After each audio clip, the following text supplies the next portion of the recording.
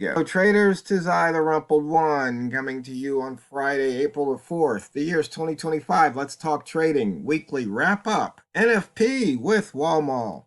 These videos are for educational purposes only. Your results may differ from mine and from Walmal's. And just to let you know, even though it's the last trading day of the week, always have your risk management in place so you don't lose any more than you're willing to lose on any one single trade or any single session. So let's take a quick look at the week. We're 72 pips above the weekly open. The dashboard has told us that all the weekly open gaps have filled. We're 201 pips off the weekly high, 127 now off the weekly low. And as I speak, you can see there's just a lot of movement in price here. If we take a look, you can see we touched that opening range and we have turned right back around and we're about 32 pips above it at the moment. And if we zoom all the way out to the month, you can see we're 90 pips above the monthly open, 203 off that high and 125 off the low. And notice here, we definitely pushing that yearly range. And so for the year, we're 497 pips above the open, 197 off the high, 910 off the low. And if you look left here on the monthly chart, you can see we're right around that previous month high. And for the inside bar traders, there's not too many inside bars to be traded, but note, today we got inside the inside bar range from 5 days ago, and we shot right back up through it. We're about 40 pips, 41 pips above that level, which was 29.68. For the day, there's only one pair under 100 pips of range, and that's the first time I've seen that. And it looks like the leader is the pound Australian dollar with 803 pips. Walmart, you ever see a range like that? No, not well. Actually, back in the 2007, 2009, there were days like that. But how many years ago was that? That's 16, 17 years ago. I'm just wondering, is that actually true? I'm gonna have to click. Let's see. We've got a daily high of 2.1476 and a daily low of 2.0873. Somebody, oh, wait a minute. The Euro AUD is actually the leader. We've got 817 pips. Wow. Holy cow. Somebody's driving a Lambo. and some and somebody unfortunately probably lost their house. Don't want to Holy. laugh at that part. And the thing is, the dollar yen's only 200 pips and the pound dollar's only 151. I mean, talk about laggards. Jeez. What happened? Huh. That Good is grief. just unbelievable. That was the Euro Aussie. Euro Aussie. Yeah, Euro Aussie and pound Aussie are just huge, over 800 pips of range. Well, what was the dollar Aussie? Dollar Aussie. Why don't I have? Oh, it's the Aussie dollar, 282. Okay, so it's moving with. It sounds like the Aussie is probably moving with the U.S. dollar. Well, no, it can't be. It's got to be moving against it. Okay, interesting. That's just it's just crazy. It sure is. And let's see, rats. Definitely enough range today. And the green rats feasted a little while ago. And on the pivot, let's see. We've got Bambino Flex saying to go long. And I think there was a trader, I think I might have forgot. There was a trader that wanted me to talk about the Bambino Flex indicator, which is something that Bambino wrote. That's uh, one of his, so we'll have to remember and do that. And then the pivot trading plan said bias near the pivot was short. And I think if you did that, you got your fingers burned today.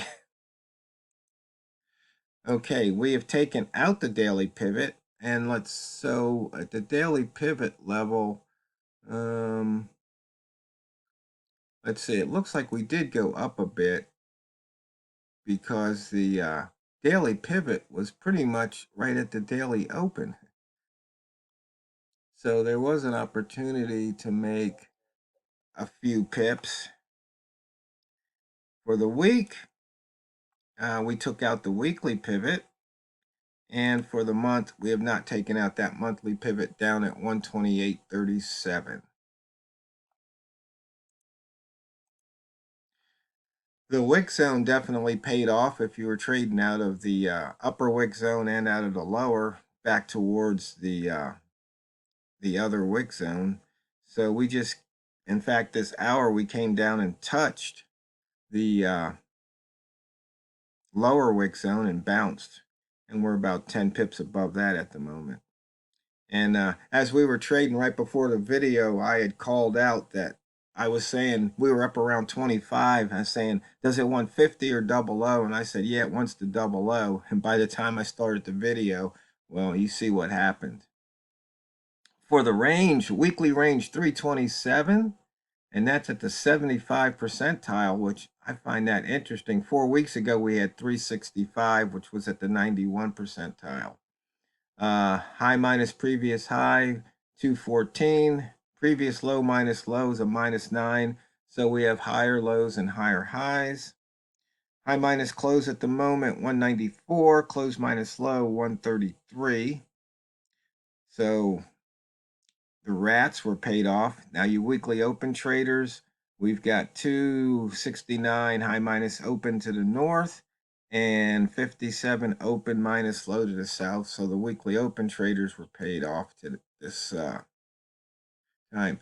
So looking at the simple price action chart, if you're just trading with the M30 candle color, it looks like at these horizontal lines, they were profitable. You can see right here that 25 line was crossed over to the upside last half hour, and this half hour crossed to the downside. In fact, Walmal, you took a 25 trade, didn't you?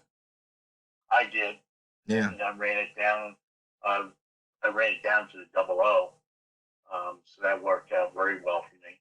And then I also took one. It's funny you said I took another 25 trade where I ran it up to the 35. So I've taken it from both directions here. Well, yeah, because let's see, right before the video, you had only taken buys, and then you finally took a short. Yeah, exactly.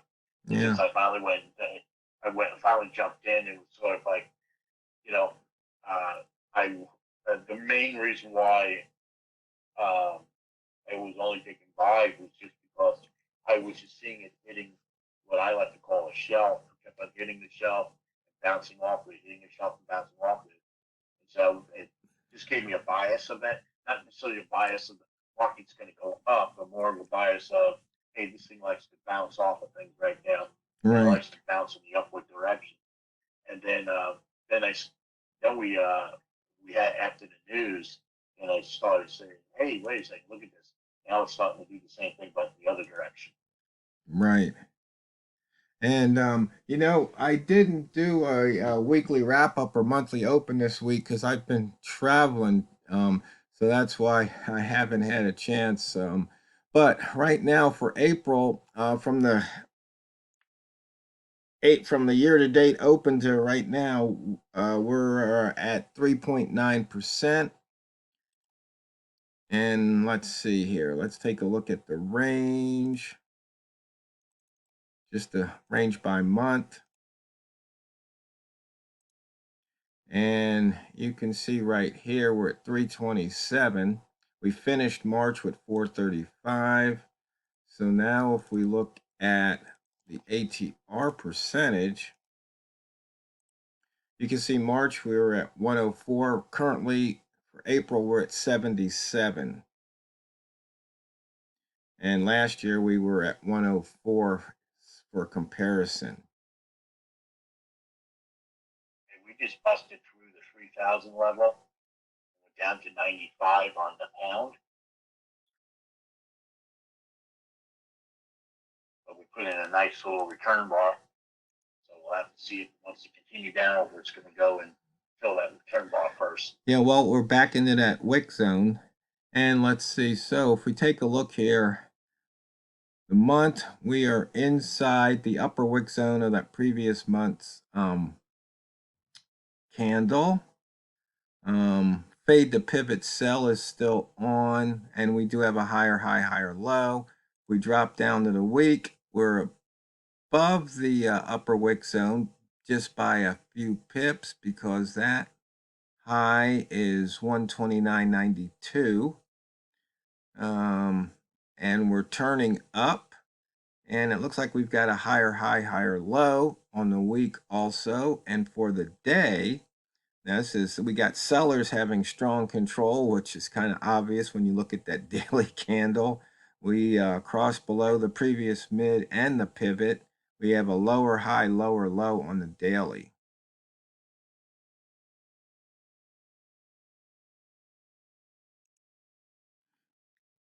So let's see, we've got a 3-ball on the 1 minute chart here. We got a lower high trigger at looks like 98, and it just triggered. There's 1.3 pips. It's waffling 2.3. So there was a couple of pips to put in your pocket if you wanted them. And you can see it, the market took it back just that quick. And today I think it's one of those in and out kind of days, Walmal, even though you're still setting your TPs, right? I'm setting my TPs, and it's just because my EA does that for me, so I don't have to think about it. And but at the same time, it's sort of like, okay, I got pips. It stopped moving. Get out. Get out now. Yeah. And I'll tell the story that for instance, on one particular trade, I was well, there's been several of them, so I may mix them up a little bit. But there was one trade I was up 10 pips, and I got out with like I think 1 pip or something like that. No, it was Another point trade I one, was up wasn't it? 0.1. That's right. It was 0.1. And there Yeah. was another trade I was up 5 pips, and I got out with -3 pips. It's like that's the type of day it is. It's sort of like yeah, take them away, just take them where you can, and and just you just deal with it because not much you can do about it. It's like if you were to call the broker says, "Well, it's just the way the market moved at that time." You Yeah. saw how fast it was moving. Okay, we just hit the double low again, so that Yeah, that lower high trade yeah. would have paid off. We got a flip flop box here, See what it does. and let's see. You I'm said we've think got that return bar up at about 10, right? yeah, we hit the midpoint or almost hit the midpoint on that return bar. So It's at 8. Yeah. yeah, so it's sometimes that midpoint will cause it to go and just say, you're not going to. Yeah, you may get back to my open at 8, but you're just not going to do it right now. No. Nope. In fact, here we go lower. Well, because usually when it cracks the double O, it has to do the 95 bounce, then it'll come down and do the 90 bounce. Yeah, So here, let's exactly. see. Here, do we get the 90 bounce here? Yeah, we hit the 90. Well, I don't know if it's going to crash through it or it's going to bounce off of it. Yeah. But Well, so far, yeah. There's 2 pips, so be happy. 3 pips. You should be out. So, fellow yep. traders, that's it for this week. I hope everybody has a fun and safe weekend. And when you come back to trade, I want you to always remember and never forget it's not what you trade, it's how you trade it. So go out there and drain the banks. This is the Rumpled One, over and out.